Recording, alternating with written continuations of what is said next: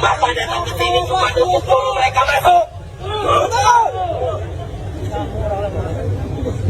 Saya bicara sama perwakilan KPK, tolong suruh mereka masuk. Perwakilan. Mereka sudah bersabar, Bapak Ibu semua dari pagi mereka sudah bersabar. Mereka jauh, tolong suruh masuk.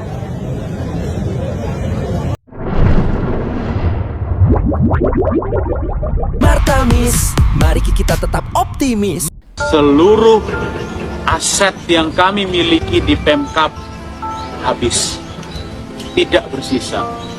Baik itu PC, baik itu komputer, hardware, bahkan ruang bupati itu dijebol.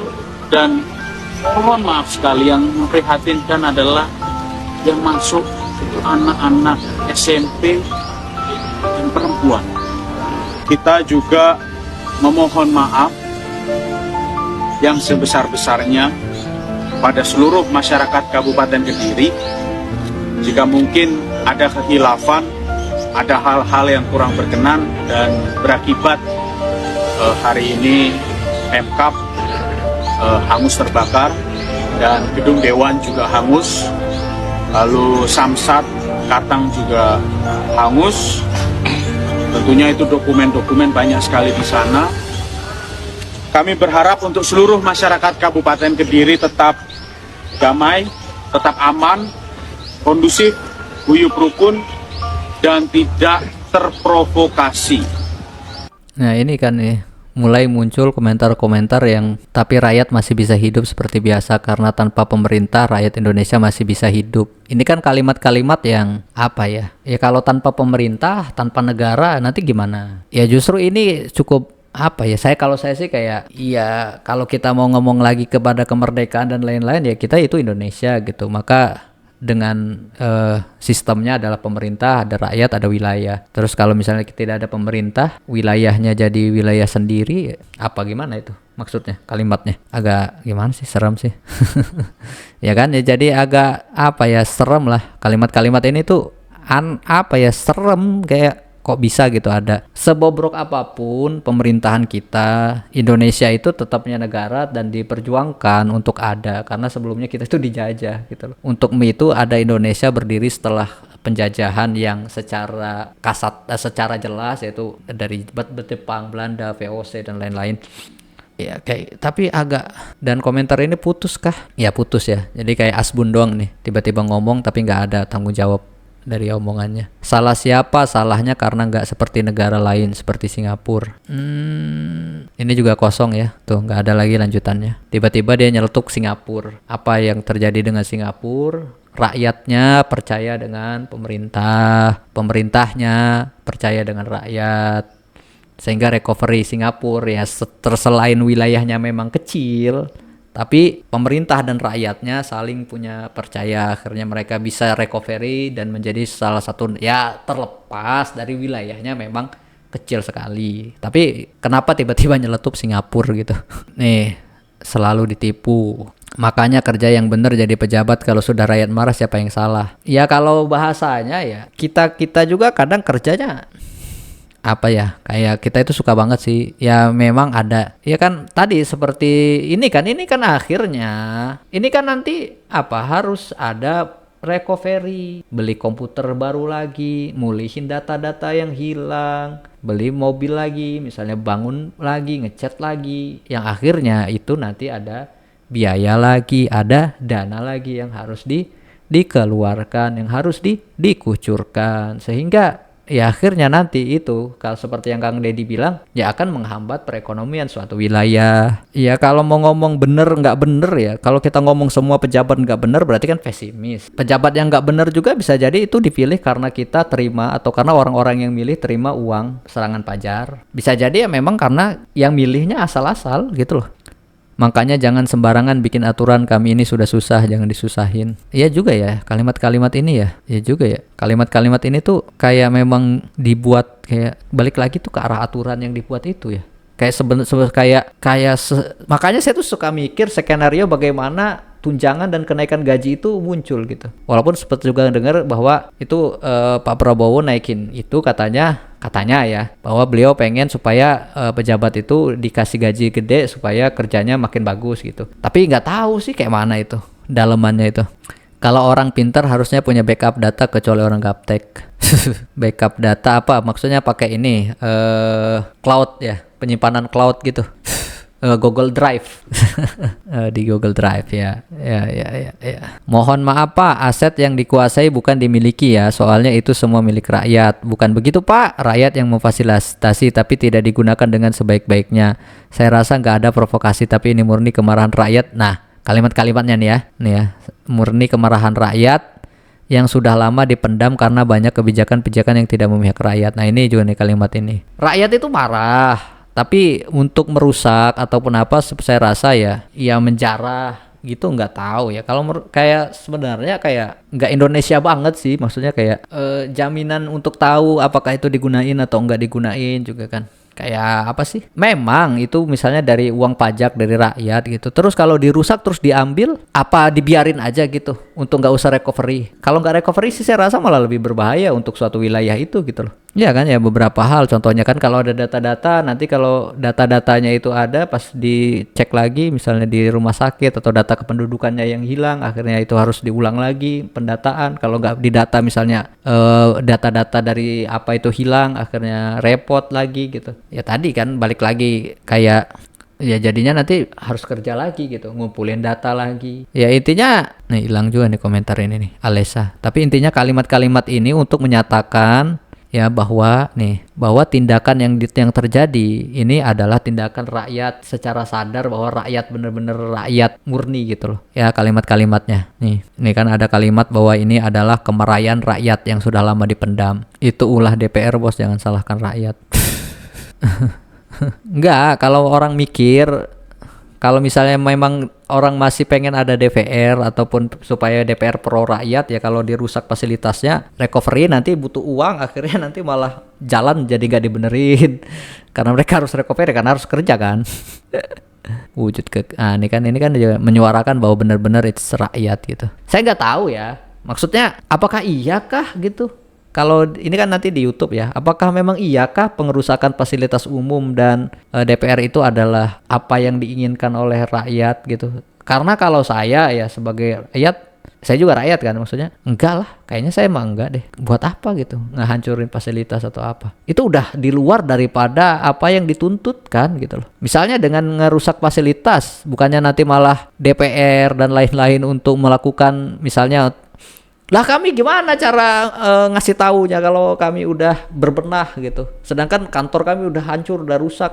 Maksudnya kayak yang nggak ada gitu tuntutannya, kayak menghancurkan keras itu boleh tapi jangan anarkis ya. Walaupun ya mungkin memang iya sih kemarahan yang ya udahlah balik lagi lah, mungkin iya mungkin enggak gitu. Kalau saya sih nggak tahu ya, saya juga kayak marah, kesel, bete gitu, bad mood gitu dengan apa-apa yang terjadi gitu. Tapi nggak sampai bahwa saya harus hancurin dia, saya harus hancurin ini tuh gitu.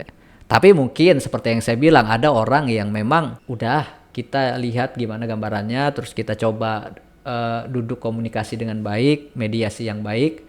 Ada orang yang alah ini nggak mungkin bisa dibaik-baikin lagi, ini harus kerasin. Ada juga kan yang seperti itu ya, macam-macam. Maybe yes, maybe not ya. Ya udah. Ya mudah-mudahan ya saya ngarap bahwa jangan sampai terpecah belah, cepat pemerintahan recovery ya. Beberapa gubernur, bupati yang sekarang lagi belum menjalankan pemerintahannya dengan amanah, dengan baik, karena kejadian ini malah terjadi sesuatu yang malah jadi menghambat kemajuan suatu wilayah. Yang mudah-mudahan bisa recovery semua.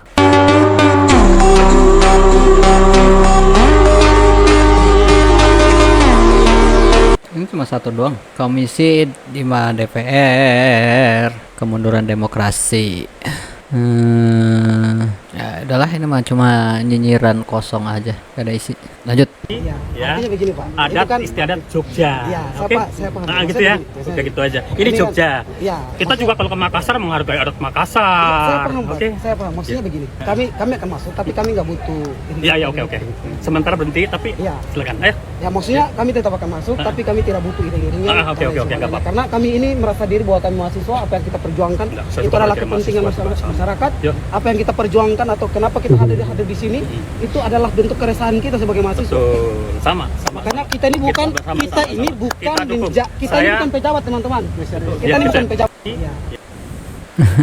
Ya, tapi ya sebenarnya kan gini sih, ya selama tercipta komunikasi, ada omong-omongan itu beres. Maksudnya kayak ini yang diperluin itu. Jadi kayak begini, oh menurut saya begini, ketemu jalan, beres. Intinya komunikasi penting. Ini, di daerah kalian kan punya DPRD sendiri. Ini kan dia mahasiswa Jogja kayaknya, lagi di sana. Ya sih, cuma perbedaan makna aja sih. Jadi kayak maknanya disambut itu sebagai dihormati gitu. Tapi ya udahlah, next. Rocky Gerung pernah berkata, saya akan terus kasih kritik, saya akan terus kasih argumen, tapi saya mencintai bangsa ini, negeri ini saya cintai. Yang saya gak cintain adalah politik busuk, yang saya gak cintain adalah pejabat busuk, presiden busuk, DPR busuk, menteri busuk. Ngapain cintai mereka? Mereka umurnya 5 tahun, bangsa ini umurnya sepanjang hidup, itu poinnya. Jadi politik bukan the art of the possible, kemungkinan, bukan. Politik adalah the art of attacking the impossible. Yang impossible itu yang mesti kita lenyapkan. Nah, balik pada tema hari ini, kita bicarakan sesuatu yang sebetulnya barang bekas semua. Yang kita tahu ini terjadi karena perebutan threshold. Mulailah untuk mengucapkan thresholdnya dibikin 0 itu harusnya tuh, supaya ada kesetaraan orang berargumen, supaya dia argumennya bagus, bukan karena masa pendukungnya bagus. Karena itu saya terus mengatakan bahwa untuk menjadi calon presiden, calon wakil presiden, calon gubernur, calon bupati, calon apa aja, pakai prinsip pertama bukan elektabilitas, tapi etikabilitas. Ini calon pejabat ini pernah berbohong. Musiknya kekencengan atau karena hujan terlalu deras, saya jadi tidak jelas mendengarkannya. Oke, baiklah. Ini Bang Rocky ya. Beliau sedang menyebutkan ucapan Kang Rocky dan bagus, impersonate ya. Lanjutlah. Saya sampaikan ke Kapolri, saya minta semua petugas dinaikin pangkat luar biasa karena bertugas di lapangan membela negara, membela rakyat, ya kan, menghadapi anasir-anasir. Puluhan petugas yang berkorban, polisi siang malam menjaga keamanan di seluruh pelosok tanah air. Ya, jadi saya sebagai kepala negara, kepala pemerintah, saya merasa harus nengok mereka, keluarga mereka, orang tua mereka, anak mereka ada di situ. Saya ucapkan terima kasih atas negara. Saya perintahkan mereka diberi penghargaan, naik pangkat, masuk sekolah. Tapi ya sebenarnya ya nggak tahu ya kenapa Pak Prabowo iya juga sih, gaji DPR naik, ini naik pangkat, jadi kayaknya nggak tahu ya, kayaknya bukan. Tapi kalau memang, tapi ya nggak tahu sih.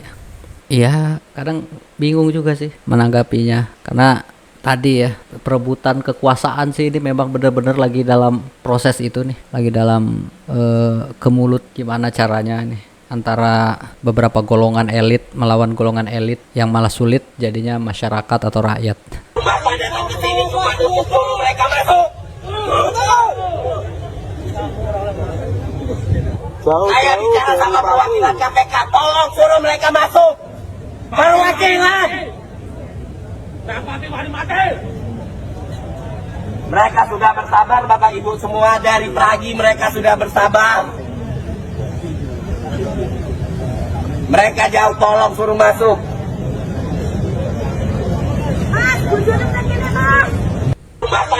Ini kan Bang Peri ya di demo dia meminta untuk supaya bisa masuk karena kan nggak boleh masuk. Jadi kalau nggak masuk aspirasi tidak bisa disampaikan, keluhan tidak bisa disampaikan, nungguinnya capek. Ya seenggaknya kan masuk lah perwakilan atau apa. Soalnya ada beberapa juga yang ngebuka itu waktu itu nyampe boleh masuk untuk ngelaksanin sholat gaib untuk almarhum yang meninggal itu. Nah di sini ya sebenarnya demonya damai-damai aja kalau demo pagi sih. Nah cuma kalau udah masuk ke malam ini makanya kan sering diseruin pulang kalian, pulang sayangin nyawa, pulang gitu. Karena kalau udah malam ini udah agak aneh juga itu, udah gak demo lagi jatuhnya memang. karena malam kan, ya pulang sampai jam 6 pulang gitu. Itu juga udah disuarain lah sama Kang Anom juga waktu itu, bahwa ya udah gitu, jangan kalau udah masuk malam pulang gitu. Karena ya gitu, ujung-ujungnya ada pembakaran, ada apa, tertuduh, padahal kan ujung-ujungnya calon dewan ini.